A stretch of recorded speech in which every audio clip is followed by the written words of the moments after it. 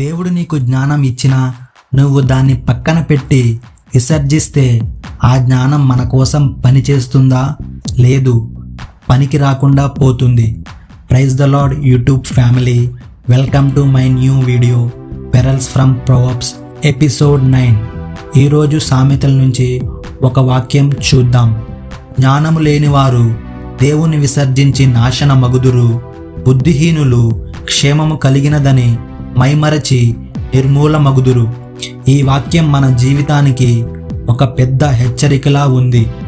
జ్ఞానం లేని వారు దేవుణ్ణి విసర్జించి నాశన మగుదురు అంటే ఇక్కడ జ్ఞానం అంటే పుస్తకాల జ్ఞానం కాదు, దేవుని వాక్యంలో ఉన్న జ్ఞానం. దేవుడు మనకు జ్ఞానం నేర్పడానికి వాక్యం ద్వారా మాట్లాడతాడు. మనం కనుక ఆ జ్ఞానాన్ని పట్టించుకోకపోతే మనమే జ్ఞానాన్ని కోల్పోతాం.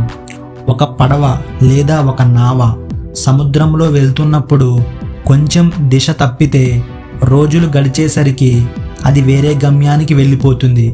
అలాగే మనం కూడా మన జీవితంలో కొంచెం దారి పక్కకు వెళ్ళామో, 1 సంవత్సరం అలా చేశామంటే మన జీవితం వేరే దారిలోకి వెళ్ళిపోతుంది, అతలాకుతలం అవుతుంది.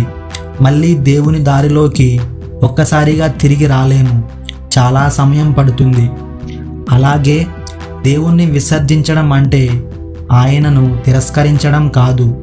బైబిల్ చదవకపోవడం, ప్రార్థన చెయ్యకపోవడం, సంఘానికి వెళ్ళకపోవడం, ఇవన్నీ దేవుణ్ణి విసర్జించడం కిందకే వస్తాయి.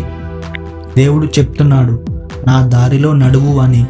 కానీ మనం దేవునికే చెప్తాం, లేదు ప్రభువా, ఈ దారి నాకు బాగా తెలుసు అని. ఇదే అహంకారం, ఇదే జ్ఞానం లేకపోవడం. మనకు కనిపించే దారి అప్పటికి బాగానే ఉంటుంది, కానీ దేవుడు చూపించే దారి మన గమ్యానికి తీసుకువెళ్తుంది. బుద్ధిహీనులు క్షేమము కలిగినదని మైమరచి అంటే ఇది చాలా ఆలోచింపజేసే మాట. బుద్ధి లేని వారు కొంతకాలం బాగానే ఉంటారు.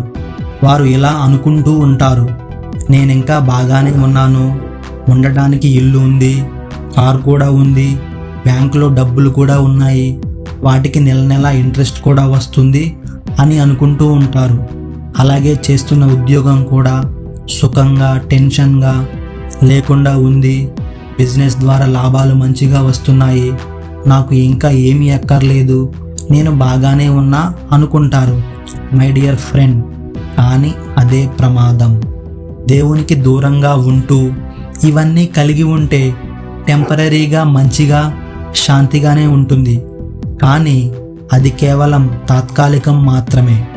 చిన్న నిప్పురవ్వ మొత్తం అడవిని తగలబెట్టినట్లు నువ్వు రోజు లేదా వారం వారం చేసే ఆ చిన్న చిన్న తప్పులు అంటే కేవలం 1 సంవత్సరంలో పెద్ద నాశనానికి దారితీస్తాయి. కానీ 1 నిమిషం ఆగు. మనందరికీ మంచి వార్త ఏంటంటే దేవుని జ్ఞానం మనకు రక్షణ. అది మనకు దారి చూపిస్తుంది. ఎప్పుడు ఆగాలో, ఎప్పుడు ముందుకు సాగాలో, ఎక్కడ దిగాలో, ఎక్కడ ఎక్కాలో చెబుతుంది. ఇప్పుడు మనం ప్రాక్టికల్లీ ఎలా జ్ఞానంలో ఎదగాలో చూద్దాం. మొదటిగా, ప్రతిరోజు బైబిల్ చదవండి. ఏదైనా నిర్ణయం తీసుకునే ముందు ఆగి దేవునిని అడగండి, ప్రభువా, ఇది నీ చిత్తమా అని. అలాగే మంచి సలహా ఇచ్చే స్నేహితులను మాత్రమే ఎంచుకోండి. అలాగే పరిశుద్ధంగా ఉండటానికి ఎప్పుడూ ప్రయత్నం చేయండి. ఇవి చిన్న చిన్న అలవాట్లే, కానీ ఒకరోజు మన జీవితానికి పెద్ద పెద్ద మార్పులనే తీసుకుని వస్తాయి. ప్రొవర్బ్స్ 132 మనకు ఒక హెచ్చరికలా ఉంది. జ్ఞానం లేకపోతే మనం తప్పిపోతాం. అదే జ్ఞానం ఉంటే మనం నిలబడగలం, మనం పోరాడగలగలం, మనం బలపడగలం. అలాగే మనం విజయం కూడా పొందగలం. ఇప్పుడే ఇలా ప్రార్థించండి, ప్రభువా, నాకు నీ జ్ఞానం ఇవ్వు, నేను నీ దారి నుండి దూరం కాకూడదు అని. నా ఎక్స్ప్లెనేషన్ మీకు నచ్చితే వీడియోను లైక్ చేసి షేర్ చేయండి. ఇలాంటి ఇంట్రెస్టింగ్ వీడియోస్ కోసం ఛానల్ని సబ్స్క్రైబ్ చేయండి. వీడియో పెట్టగానే నోటిఫికేషన్ రావాలంటే సబ్స్క్రైబ్ చేయగానే పక్కనే ఉన్న ఒక బెల్ ఐకాన్ కనబడుతుంది, దాని మీద క్లిక్ చేయండి. Thank you for watching this video. Praise the lord. See you in the next video.